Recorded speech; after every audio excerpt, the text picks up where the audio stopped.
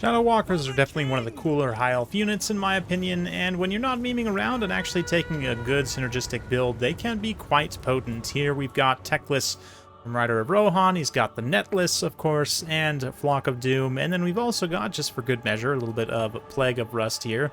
So the combination in particular of Net of and Plague of Rust basically makes these Shadow Walkers as dangerous as something like Way Watchers, but with poison and better melee stats overall, which is pretty decent. Here against the Vampire Counts, can be tough to execute sometimes infantry skirmishers against Counts, but Lenorm here hasn't actually taken a ton of mobility. Obviously wasn't expecting basically like a Wood Elves build here, with basically some heavy infantry, some White Lions. He's also got some Silver Helms in place of Wild Riders, and it looks like Reavers out on the flanks here, and that's basically it for Rider of Rohan's High Elves. We do see an appropriate amount of ghosts for the season here from Lenorm, and we've also got Von Karstein Lord. Been seeing quite a bit of him recently, I guess because Flock of Doom's so good right now, and he also has a nice air control in case of High Elves bringing powerful air units, which they didn't, but that's okay. Nice to have the insurance. Necromancer here on the cart as well, some Vargheists, nice mix of zombies and skeletons, with the 2 Regiment of Renown skeleton warriors and Graveguard here in the center. Let's get things rolling.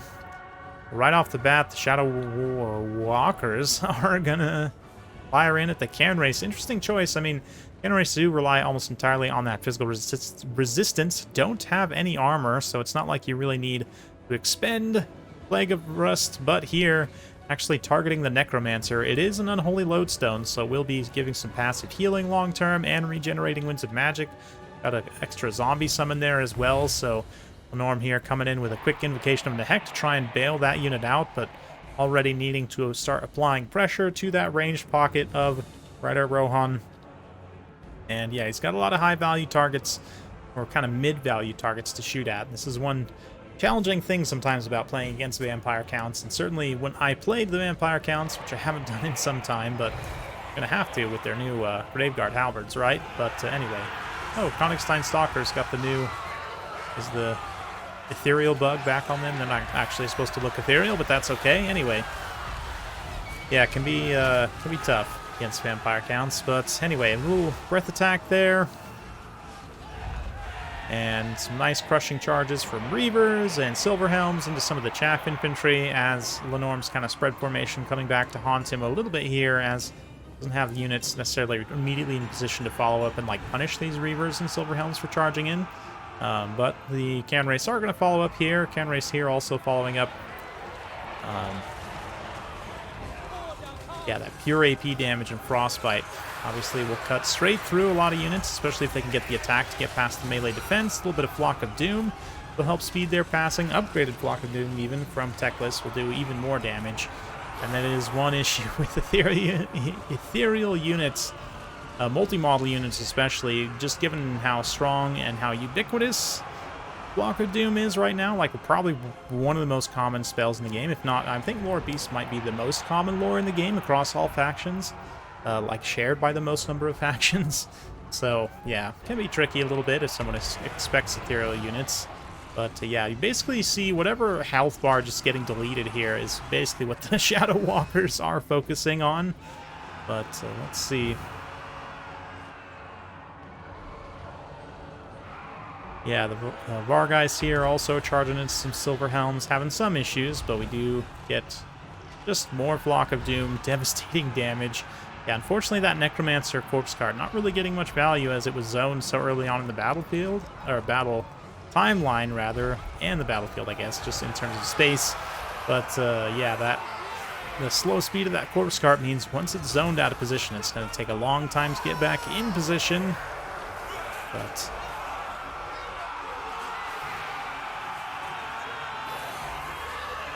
yeah, the High Elves doing good right now. Definitely just dominating on the balance of power. It is technically Conquest here. Vampire Counts are taking up some resources, so I guess there's a chance that Vampire Counts could try and just drag the game out here, you know, get some zombie summons, get some spacing, try and spread things out a little bit here. The Shadow Walkers are starting to run somewhat low on ammunition, but still plenty left to be dangerous. But if they do run out of ammunition, there's honestly not a great direct response to the Karstein Lord here. No anti-large in this build, right, from a melee perspective, so maybe if they can just outlast the ammunition, and maybe outlast on points here as well. That could be a key too.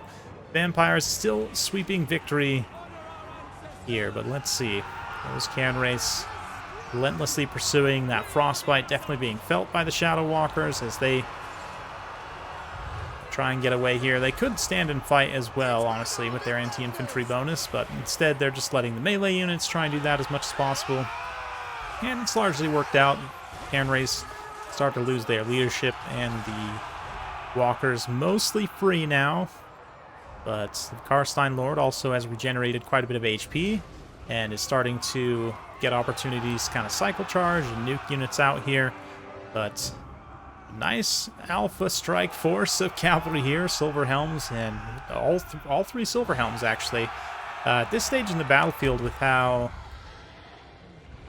spread out things are and how the vampires really don't have mass to stop anywhere, the cavalry death ball can kind of just move wherever it wants to and charge these units down. You can see the can race basically don't have any mass, most of them exploding on the actual charge here. Even zombies getting caught by pursuing Silver Helms, which at this point it's important just to free up those Shadow Walkers. And let's see if Rider Rohan's going to choose to conserve his ammunition at this point to try and finish off the Karstein Lord in the late game.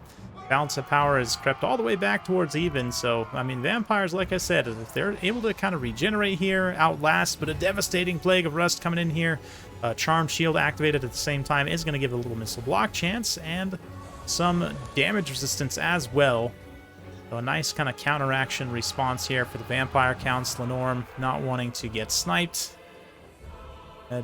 Elves don't really have ammunition to be wasting it on anything else, so Rider Rohan's going to stop firing at that point. Won't really get any more value from it. Does lose the value of that spell, which Overcast Plague of Rust is not crazy expensive, but it's not extremely cheap either. It's what, like 6 Winds of Magic?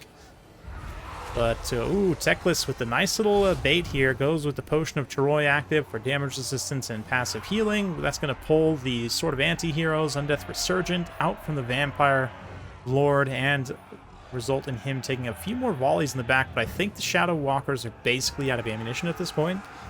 One unit here with only 37 unit models has a couple shots left, but it's going to come down to the High Elves' melee prowess, which is not looking great versus this Karstein Vampire Lord, so we'll see here. Rider Rohan might have expended all of his resources kind of fighting the army here and won't have enough to finish the zombie dragon, but let's see. Certainly not calling it too early. And a nice Flock of Doom from Teclis, just wanting to speed the passing of all these infantry so his cavalry and other units don't have to spend time and HP fighting them.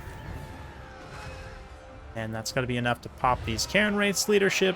Sternsmen still hanging on for dear life with their extra regeneration, but still taking plenty of damage as well as they get all strung out and face the anti-infantry.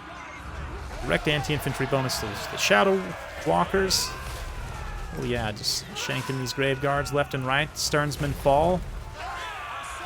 Then it's just the Karstein Lord, pretty much. A handful of shots left. The Shadow Walkers loose in his direction, and the other Shadow Walkers and Silver Helms managed to engage him in melee.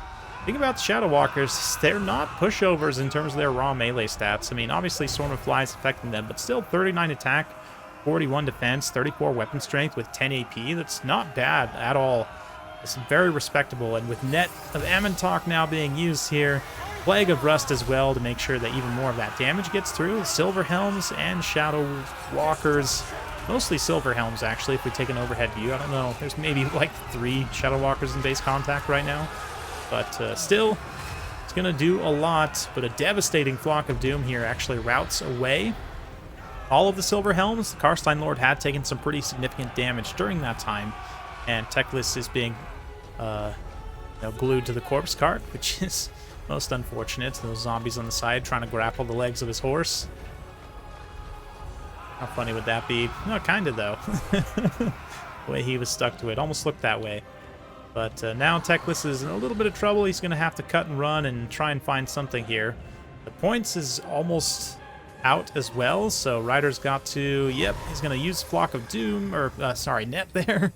Net the Karstein Lord in the air, try and make sure his forces can get onto the objective in time to stop the ticket victory, which is, ticket victory, which is almost going to happen. We've got just like 40 more seconds before that takes place for Lenorm here, so Rider of Rohan getting his Shadow Walkers in here now. Another Flock of Doom as Karstein Lord lands. He's going to pop his buffs once more.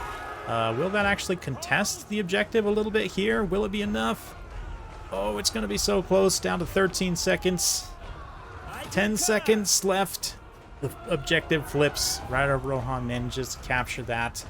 I don't know. At this point, the Shadow Walkers and Techless, and keep in mind as well, the Metal Mage is here with 38 attack and 40 defense, and only 280 weapon strength, but again, it's something. As long as she can get all the way over to the objective and fight supporting these Shadow Walkers. You can see Techless just wisely noping out of that engagement while Sword of Anti-Heroes is active. Does cast the net, though, so again, the Shadow Walkers can move in, and I'm going to leave the health bars up so you guys can just see a little bit of chips of damage they're going to put in, but it is consistent chips of damage, at least. Another Flock of Doom as Karstein Lord tries to get rid of the Shadow Walkers. See, Rider of Rohan pulls this one unit back, does not want them to tear routes, so just keeps them on the objective here, kind of supporting positionally. Leadership of these units.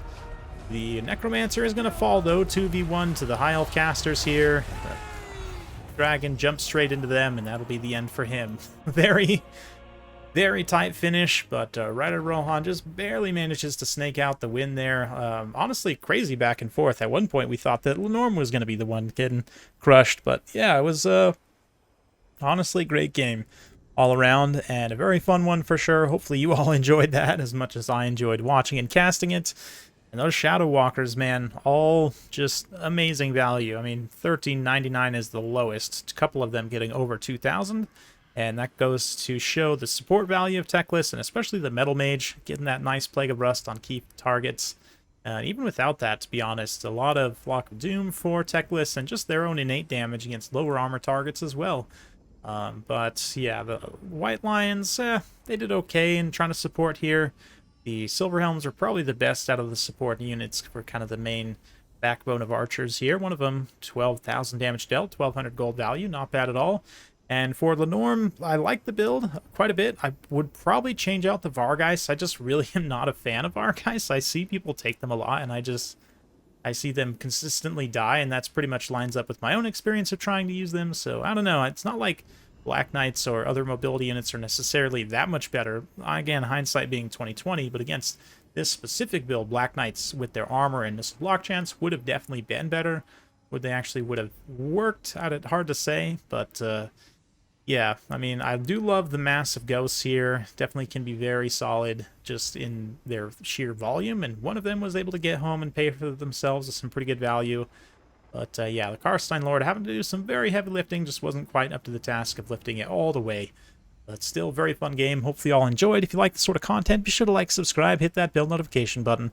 Every time I upload a new video, you'll be notified. Thanks again. We'll see you next time.